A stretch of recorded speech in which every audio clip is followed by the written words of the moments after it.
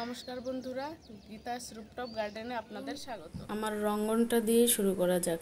আজকে আমার বাগানের 3টে ফুল আমি আপনাদের দেখাবো।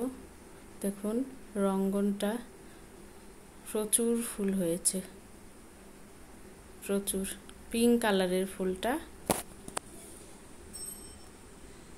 প্রচুর রঙ্গন হয় একদম। দেখুন কত ফুল হয়েছে। ছোট্ট একটা 10 ইঞ্চি টবে বসানো আছে, ছোট্ট একটা গাছ, তাতে প্রচুর ফুল।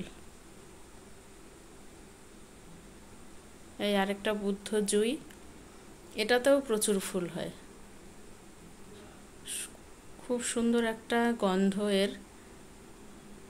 এর আশেপাশটা এর সুগন্ধে ভরে যায়। সন্ধেবেলাটা দারুণ লাগে এর আশেপাশে থাকতে,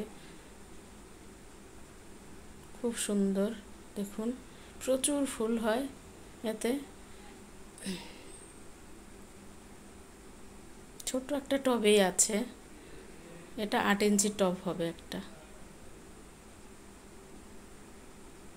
দেখুন এটাকে আমি একটা স্ট্যান্ডের মতো করে রেখেছি।